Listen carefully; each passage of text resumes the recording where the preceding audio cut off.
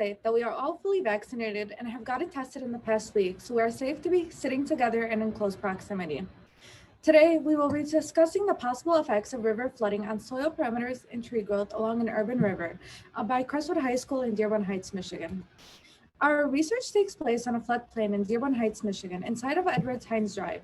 All three researchers have been frequent members of Crestwood's cross-country team who have daily practices in Hines Drive. The location of the four trees are actually on a common route of cross-country runners take place for their daily practices, which makes the location even more personal for us, and has been customary for us to have these four trees in this place. Moving on to the researchers themselves, on the top left is Zena Jabaro, under that is I, Sana Talib, and on the right is Idit Albazi.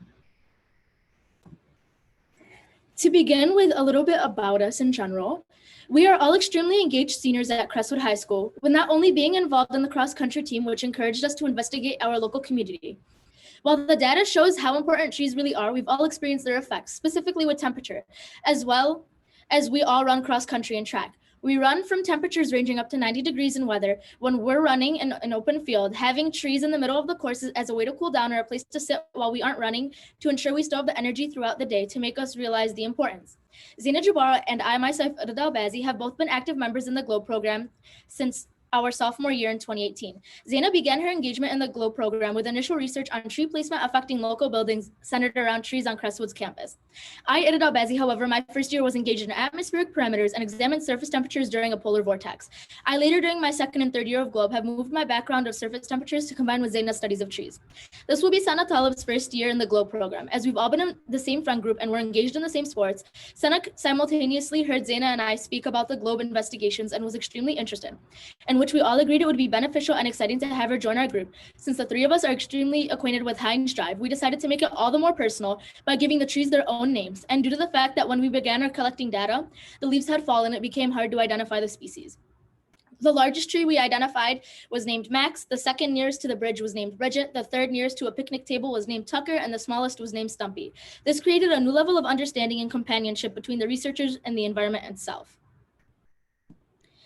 Moving on to the background, seasonal flooding is an expected occurrence along many river systems in Michigan. However, recently, Michigan has been experiencing an increase of intensity in rainfall events that have only occurred every 50, 100, or 500 years, making this an unfamiliar situation.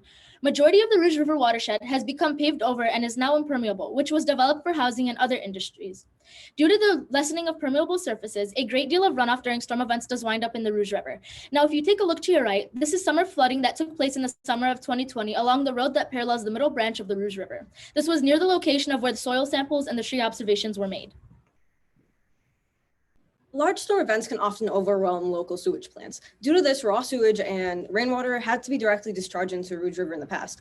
However, in 2005, the construction of a large retention basin was incorporated into our city, which helped to store water from extreme rain or storm events and is retained until treatment can be received. This also is a step forward for the city of Dearborn Heights, but unfortunately has only reduced and not completely eliminated sewage.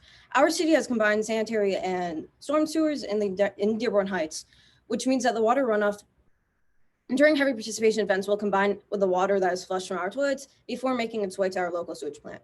To the right is shown a photo of Crestwood students in 2005 standing where the pipes from the retention basin were before construction began. Floodplains are extremely important to wildlife corridors and allow for relatively free movement of species from locations near headwaters to where the water may begin to empty large bodies of water. The American beaver is a prime example of the species, which has very recently returned to Hines Drive river system and now can be found a few hundred feet behind one of our elementary schools where we did testing. As you can see from the right to the right of your photos, the increase of water quality has encouraged many native animals who were formerly retired or removed from the area to return. From this, we created our initial research questions. How does soil pH in a floodplain vary due to proximity to a river? How does the soil particle density have any relationship to soil compaction? What relationship exists between sediment size, soils, and tree growth in a floodplain? And lastly, how does air temperature affect soil conditions? Now looking to the photo on the right, it's a photo of a visible evidence of erosion due to heavy precipitation and flooding. From this, we created our null hypothesis. Large canopy cover does not reduce air temperature when compared between under the canopy and the control outside of the canopy. And proximity of tree location has no correlation in decreasing or increasing pH levels due to leaching and weathering. Lastly, particle density does not vary along floodplain gradients. The equipment used within our experiment is shown in our slides. On the top left is the Kenson Industries 50-meter tape, which was used in order to get the 50 feet away from the trees in order to collect heights. So on the top right is the forestry diameter English steel diameter tape, which was used to collect diameter. Sundukilometer was used in order to collect heights, and the Pasco weather device was used in order to collect weather temperatures. A Kenson Industries 50-foot tape was used to measure 15.37 meters from the base of the tree. A sundukilometer and the globe observer app were both used to collect heights of trees. A clinometer and the globe observer app were both used in order to ensure accuracy for height measurements. And tree heights were taken by all of the members of our groups, a total of 3 times each. And a densitometer was then used in order to collect canopy cover, which was to view the effects that they may have had on the environment around the tree.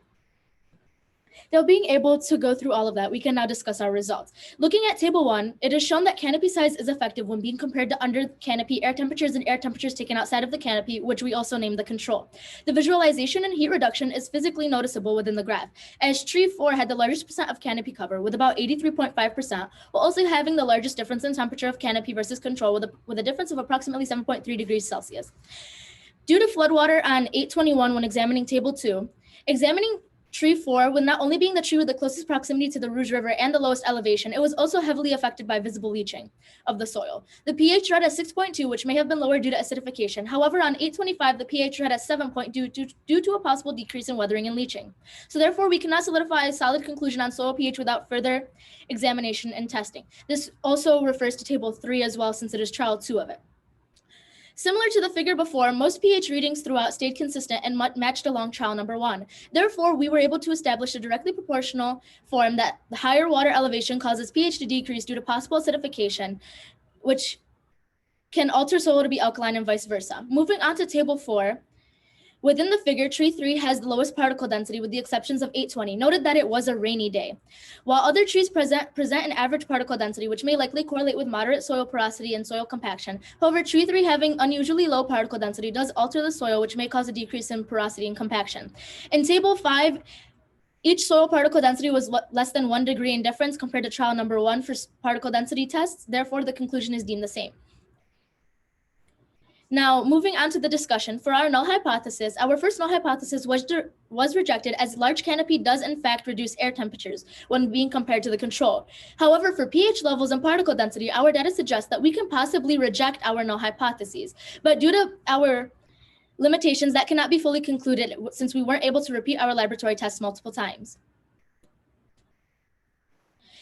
Now, moving on to the conclusion, it was discovered that air temperature and consistent rainfall affect the strength of altercation caused by possible leaching and soil parameters. When warm fronts occur, warm air rises and condenses into a broad series of clouds. Therefore, soil pH is more likely to decrease over a period of time due to possible acidification, which may cause leaching from the persistent precipitation.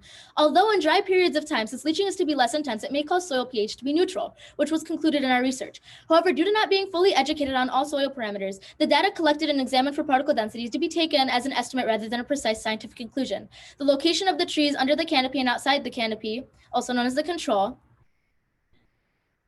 These parameters being air temperature were just collected by the Pasco weather device system for consecutively 10 minutes. Canopy size effectiveness, tree height, soil pH, and particle density were also conducted as well. Being able to move on to the research limitations, how unfortunately it would have been ideal for us to do a month's analysis rather than a week, but this also being a limitation due to COVID-19 restrictions, adding that the visual learning and unpredictable availability of in-person combined effort. Unfortunately, due to this, we had to cut down our trials from 3 to 2. Be that as it may, the time period of data collection be minimal, creating a decline in academic accuracy and precision. The data collected still may be used to predict the following trends. Comparing trees of multiple species in a river fluctuating ecosystem does help create clarification between the effects of each tree must endure, deeming valuably critical to the local wildlife and habitual vegetation. Moving on to future possible research, it is valuable to note that the shade from streamside vegetation in the region can be helpful in moderating river temperatures. This may prevent excessive warming of the river during summer months, including that it would be considerate to study wood and debris in the river for future studies as it encourages aquatic wildlife. Information on particle density is also valuable for estimates of other soil parameters such as porosity, air-filled voids, settling rates of particles and fluids, and nutrient transportation. All parameters conducted are proportionally correlated but cannot be confidently concluded and will be considered for future conducted research on soil parameters. To conclude, we'd like to thank our advisor, Mrs. Diane Johns, for assisting us throughout this project and helping to supply the necessary materials with whom we would not be able to accomplish as much as we did without her. We'd also like to thank Mrs. Lisa Perez from the USDA for offering her expertise in biometry and the pedosphere and offering aid and support with the resources provided by the USDA Forest Services. Thank you. Wow, thank your team. Absolutely fantastic. And I hope that you'll take a couple of minutes to see some of the information that was in the chat. And I'm going to ask you a couple of questions that came from the chat. One thing I wanted to say that was kind of neat was many people thought that was really cool that you give the trees names.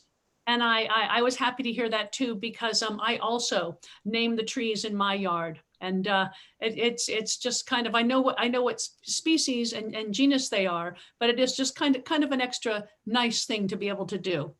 You did a great job of explaining to us your research, and you also threw in there, what the future research is that you might consider. I also thought it was really neat that you interacted with the specialists from the USDA. It's always nice when you have that opportunity, if you can be, interacting with others outside of your school. And I know it's nice for them to be able to interact with you as well. So I need to come up here close to my screen and see where that question was. I know that there was one here. It says, so Brian Campbell loved the fact, he loved the fact that you used both the clinometer and the Globe Observer tree tool to help you with your height measurements. So he said, did you notice any big tree height measurements, any differences for the same tree when you use those two different ways of measuring? Occasionally, while using the Globe Observer app, the heights would be different from using our kilometers, but we mainly focused with the kilometers, considering that all three of us got consistently the same heights using kilometers. While for the Globe Observer app, it may have just been due to the fact that we were using the same phone, so the heights may have been set onto one of our heights, and then we just altered it depending on who was going. So that could have been a possible effect of why the heights would be different, but that's pretty much the only error that we would have. And we kind of just went with whoever's data had been input into the phone originally. We mainly focused on that, but also took into consideration all three of our data collections in case we couldn't fully get accurately, but we would also compare to the clinometer data. Yeah, that definitely makes sense for sure. Because there's a setting on the app where you can, if you have a different observer on the same device, you can go into the help section and change that. But I'm glad you recognized that without actually going into it. So thank you for that explanation. Very, very interesting. I also thought it was wonderful that you are on the cross-country team and that this happens to be a place that you go by regularly. And as a result of having that interaction with this location, it raised questions for you. That's often the best kind of science, is when you observe something and then you wonder why or how or what, because of course, that's what science is all about. Let's see. I see there's something saying, will these posters be posted online? So what you do to see all of these presentations, and if you'd like to add any comments to any of the student presenters, you just go to the Globe program website and go to where it has community, and you go to the International Virtual Science Symposium. And then from there, you'll go onto the 2021 Virtual Science Symposium, and you can put in, there's all kinds of different ways to filter that information. So lots of great information up there on the website, and you can see all of the different projects that we featured today, because these were ones that we found as a result of their having been shared through the International Virtual Science Symposia. So thank you so very much. And Brian, I'm going to turn it over to you now, because I don't see any other questions other than to just say, hey, way to go, everybody. Thank you for allowing us to do this fabulous travel, and also get a feel for the fact that our world, while we have a lot of problems that we've identified and a lot of concerns, we are in really good hands with our next generation, watching the interest, the level of information and ability that you have.